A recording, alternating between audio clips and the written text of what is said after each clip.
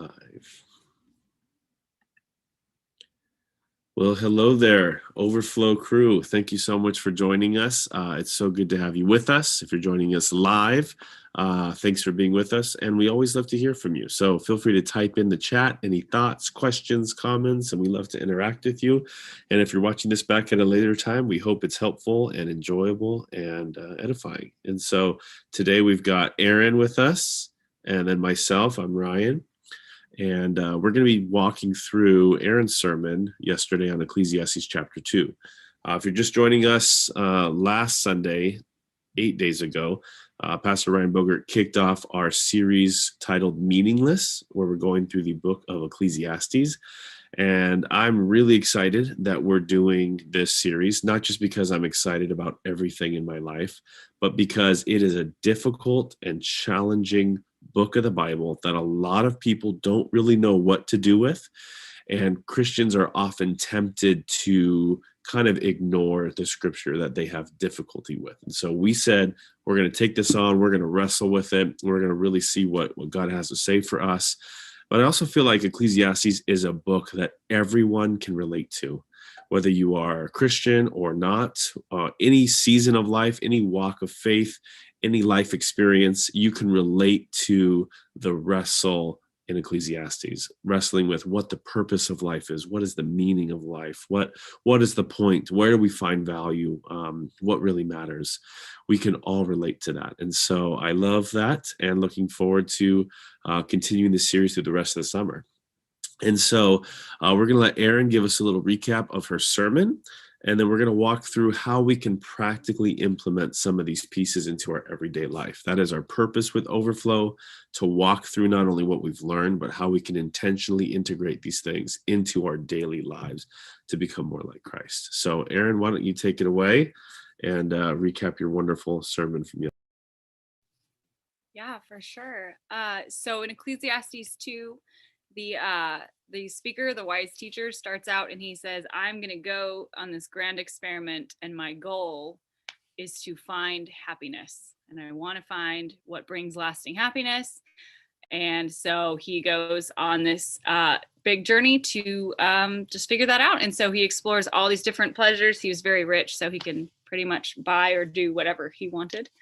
And he basically comes to the conclusion that all these good things, laughter, alcohol, like any of these pleasures, wealth, treasures, anything, he was like, it's meaningless, right? And so he concludes didn't make him happy ultimately. And so then he kind of shifts in the passage and he says, maybe wisdom and knowledge will make me happy. And he ultimately comes to the same conclusion. And he says, even the wise person and the foolish person, they both die. And then the wise person leaves their things to someone else who eventually forgets him. And he kind of gets to this point in the passage where he says, like, then we can do nothing better than to enjoy, eat and drink and work and enjoy the things that God has given us. And the passage kind of points to the fact that a lot of times we tend to approach life as like a lot of things to be gained or things to be accomplished, and these lists that we need to accomplish, and we're just going to move on to the next thing and the next thing and the better thing and the better thing. And that Ecclesiastes is really saying here that like our time on earth is short and we will die. And when we reorient ourselves to that truth and we live in light of that truth, we start to shift our focus and reorient our focus to focusing on meaningful things and enjoying the good gifts that God gives us in life, instead of constantly striving to gain more and more things, which we will eventually leave behind when we die, but instead viewing the world and the things around us as God's gift to us and living in light of that, and how that changes our approach to what we do and why we do it. And yeah, I think that was about it. Awesome. Yeah, I really enjoyed your sermon yesterday, and just was really helpful. And just the way you talked about Solomon kind of going through his tour of pleasure and just nothing working out how he had hoped, and just kind of settling on the simple idea that being content with what we have and kind of where we're at is kind of the profound yet oversimplified statement that seems like it's not profound, yet in a very minimalistic way is very profound. And so I really appreciated it. I think the thing that really strikes me initially is how countercultural this message is. So much of the world we live in is about pursuing pleasure. Whatever makes you happy, you do you. Uh, a lot of the ideas of self-care are really just do what makes you feel good. So many of us are making decisions out of what we think feels good in the moment. Looking historically at our lives, some of our biggest mistakes were things that we thought would help us in the moment or would feel good, but ended up hurting us in the long run. There is so much music and media around doing what makes you feel good, whatever you want to do. There's so much moral structure centered around whatever you feel like doing is right. And we are encapsulated and corrupted and really overrun by this idea culturally that we should do whatever we feel like, regardless of consequences or where we come from or what people in authority have said. We should go with whatever we feel. That's our greatest moral compass, is our internal feeling and desires, and that we should just live it up and ignore any consequences, and just go for whatever. And that is so contrary to the biblical message, right? So much of the New Testament teaches about uh, crucifying the flesh. That is, that our fleshly desires are often going to be selfish, self-centered, and away from and separate and other than what God has for us. And so God doesn't desire us to live a pleasureless life, right? He doesn't want us to live this horrible, boring life. And even just saying that statement, horrible and boring, as if boredom or rest or stagnation is somehow horrid, right? Is just shows how inundated I am by the culture. And so I just love initially how countercultural this message is, that it really says, well, we are stuck in this vicious cycle of feeling like we need to pursue the next best thing, the next greatest thing, whatever makes us happier, pleasured in the moment. The word of God is opposing that and saying the real pleasure is in being content with God's presence and his blessings in this life. And so I think that just for me is a whole category of effect on my everyday life, because I can think through this past week, dozens of decisions I made based on what felt good in the moment, rather than thinking what was wise, what was God honoring. How often do we make employment changes or family changes, or do we say things in relationships that are just what we feel like doing in the moment? We haven't taken time to prayerfully process what God is really calling us to do in this moment. And so I'll just pause there because I feel like I can talk forever about this. But yeah, just the countercultural message that you gave, I think, is really stood out to me initially. Thanks. Yeah. And I noticed too that I feel like as we're like stepping out into our new normal, like as we're stepping out of COVID times too, I feel like, I know at least for me, the temptation is just like, well, now I want to plan all the trips and I want to do all the things. I feel like this last year, it was just like so many things we didn't get to do. And you really had time to sit back and say, I really miss doing this and I really want to do this. And now we're reopening. And it's like, well, I just want all the things, right? I want to buy all the things. I want to do all the things. And yeah, it's really, I feel like I preach this one to myself, the most in a lot of ways, because it's like, it's living that now, and like having a year and a half to just sit and not be able to do a lot of things, to think about all the things you wanted to do and buy and consume. And I think we're definitely seeing a lot of that right now. And I also really, really just love in general that we're doing a series on Ecclesiastes, because I feel like it can be overwhelming to open Ecclesiastes. Like this passage, it's like the majority of this passage was him saying, and this is meaningless, and this is meaningless, and this is meaningless.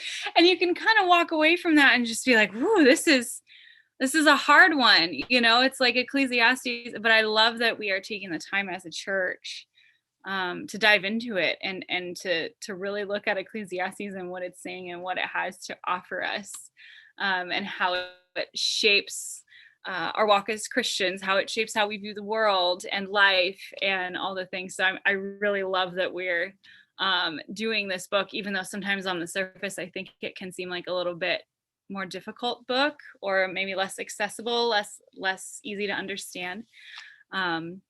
But I really love that we're diving into it as a church.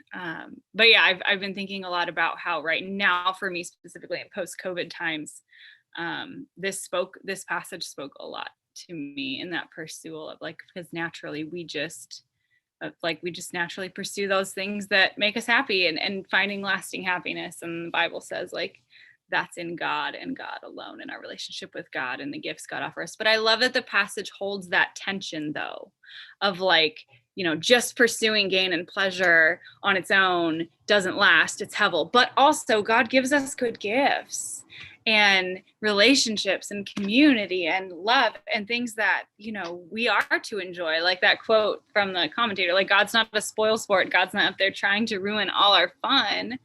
But the key is, as Christians, to find that enjoyment in the things that really matter, and finding that joy and giving it its, like, proper place. And so I really like this chapter, and I really like just the fact that we're going through Ecclesiastes in general. And so, yeah.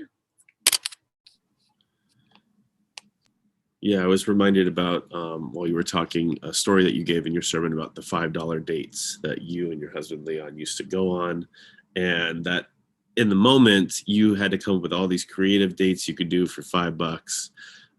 Sounds like a commercial, like the $5 menu or something. But and so while you got to do a lot of creative things, it was really special. It was easy to look upon others while you were out, kind of with longing, like, oh, I can't wait till we can go out to a nice dinner, or to spend money on this or that, or all sorts of things. And I think it's really interesting that as you've kind of progressed financially in your careers and life stage, your dates can have a higher budget than $5. But yet there's this miss that you kind of shared, that you missed when you only had that limitation of $5, because you had to be creative and you had to really focus on the quality time, and it wasn't about what you got to consume. And I just feel like that's so true of so many things that we do, that we overconsume, that we overproduce, that we overwork, and we often miss the simple pleasures of what we're doing. And I know for me, I'm guilty of always trying to overdo it and rarely feeling like I can just enjoy what I have. And recently I had some vacation time, and one day I had my oldest son, Judea, with me, and the day was marked to be a projects day, to clean out the garage and to clean out some stuff around the house. And I had a whole list of to-dos that I can never get to except when I'm on vacation. And so it was time to clean. We did get some camping time, so that was nice. But in order to get to work, we didn't really have much food in the house because we had just gotten back from camping. And so I said, hey, let's go get some breakfast. And I'm thinking of, like, efficiency. I can call the breakfast place. We can drive over there. We can pick it up and be back. And I could pull this off in like 10 minutes. We can be back here with breakfast. And instead, my son, Judea, said, hey, Dad, can we just ride bikes? Can we go ride over and pick it up? And my initial response was, no, we don't have time. Like, we got to go, like, we can't do this. And but as I thought about it, I thought, Ryan, you idiot, what are you doing? You're not in a rush. You don't need to hurry. You don't need to overproduce. Take the time to ride your bike with your son, who wants to spend time with you on your vacation. You don't have too much to do. And I was reminded of a prayer that I've been praying, that my son would be interested in riding his bike, because I want him to learn how to ride a bike. And he's very stubborn. And if he doesn't want to do it, he will not ever do it. And so I had been praying for his desire to ride a bike. And here God is answering my prayer.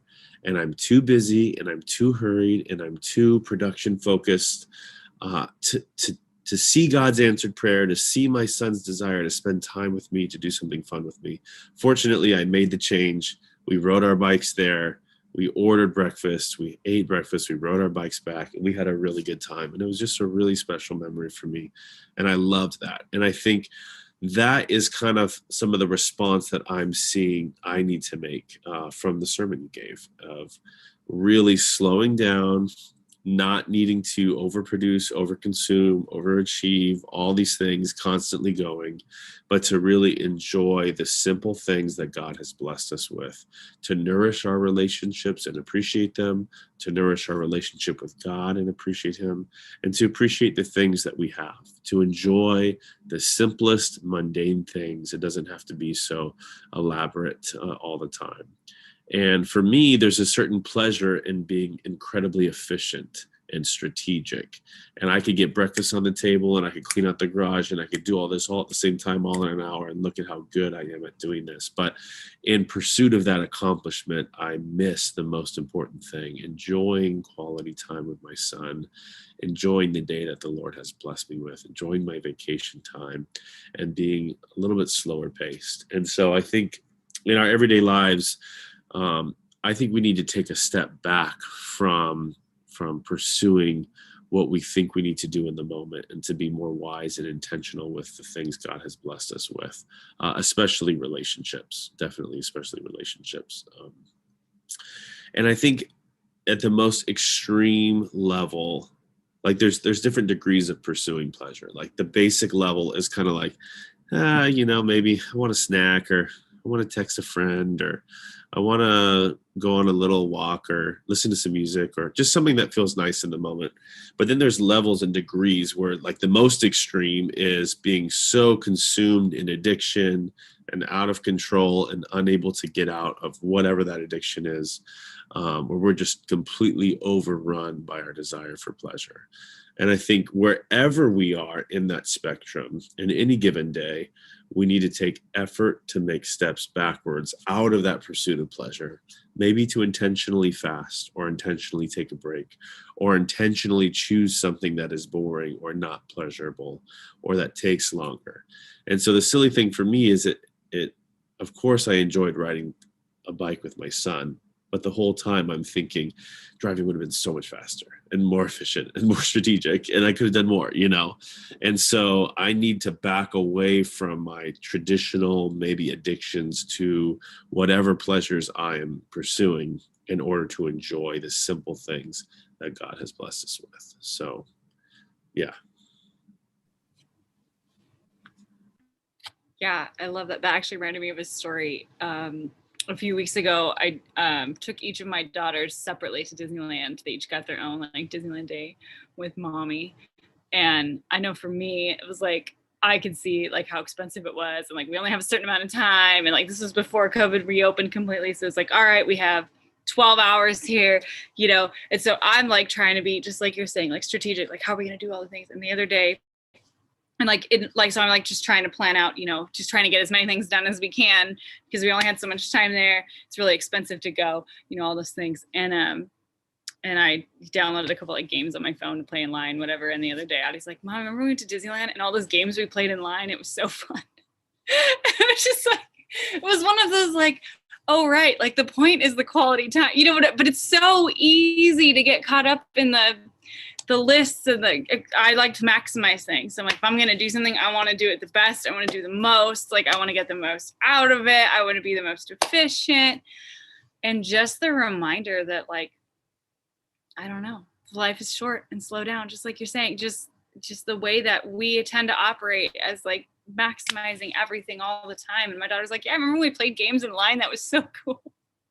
Like remember when we waited and we just sat together, we were just together, and then just, I don't know, it just got me thinking about that. But yeah, I love everything you're saying. That's very true. And I fall into that daily. And I when I reshift my priorities and I slow down, it's like, oh, then I take time to pray. I take time to sit with my kids and play whatever they're playing, even if it doesn't make any sense to me, it doesn't matter, because I get to just build into my kids and be present with them and give them my attention. Or my husband, right? It was like those $5 date nights. It's like, man, they were so uncomplicated. It was like we would take turns planning those date nights, and I was like, okay, it's your week. Figure something out to do for $5 that we can go do and have fun. And man, it was so much simpler, and it's like there's really things that I miss about, now it's like reservations and, babysitter and all this, and it's just like, it was so easy, and we just spent time together and grew together. And anyway, but yeah, I as life life is getting faster and faster, I feel like, as we're moving post COVID, and it just, yeah, just that simplicity and just the way that we can reorient our outlook. For me, it's like it's very natural to see life as a to-do list with things to get done or accomplish, and just to slow down and pay attention to what God is doing and be flexible and open to that, and being able to enjoy God's good gifts. And so, yeah, I hear what you're saying about all that. Yeah, so it sounds like some key takeaways from today is in order to divert from a life constantly pursuing pleasure in whatever form that is, and to really be satisfied in God's presence, first we need to slow down. We need to find a way to slow down. And for some of us, COVID's been a slow season, and for others, it's been very fast paced. And for many of us, it's been both at the same time. And but we need to find a way to slow down and to reflect and to be still and to really discern in prayer with God to say, God, where are my desires in control of my life? Is my desire for pleasure? Where am I looking to fill in the blank to just meet my need or make everything okay? Or where am I subconsciously thinking, if I only achieve this, or if I only can get this, things will be okay? Where is my worship? Where is my focus misaligned, and need to get back to focusing on you? Where and how can I prioritize your presence every day? And where and how can I prioritize valuing the simple things you blessed me with, the people in my life, and my relationship with you? And so slowing down and evaluating prayerfully these things, and then making intentional effort to not pursue pleasure, but to pursue presence, to pursue God's presence, I think is really, really important. And if I'm looking at my week and I'm looking at what I'm hoping to do and accomplish, how can I make sure I'm prioritizing God's presence rather than just what is most pleasurable, what is going to help me get through? And I know in times of significant stress, significant burnout, significant wear and tear in my life, where I feel overwhelmed, I am just looking to the next pleasurable thing to get me through that moment. And I know I'm guilty of that. In a sense, this is a confession. And that might be a drink from, a coffee or tea house. It might be something to eat. It might be an activity or people to be with. It might be a good thing. But what's bad about it is me looking to that as my savior, me looking to that for fulfillment. And like the woman at the well in John 4, right? Jesus tells this woman, you will forever drink from this water and continue to thirst. But in my presence, you will never have thirst. And that's so true. God's presence is the blessing that is forever a blessing, and that we can never get burned out on or have too much of or need more. When we are satisfied in God's presence, we have less of a thirst and a need for all these other things to satisfy us, which at the end are only temporary. And so I think for me, that's my big takeaway for this week. Where is it that I am seeking temporary satisfaction where I really need eternal satisfaction in God's presence? And so, yeah, just to encourage us this week with that word, and hopefully that's helpful and encouraging for you. Erin, any final thoughts? No, I think that pretty much sums it up. Okay, cool. Well, thanks so much for joining us on Overflow. I hope today was helpful and encouraging. And as always, we're hoping to move us from hearing a sermon and getting content in our brain to how do we live differently, more incarnationally, more intentionally, a life that models and images the life of Christ. And so blessings this week as you go out. And I hope that it's a fruitful and a good week, a week that God is doing a good work in your life. So we'll see you next Monday.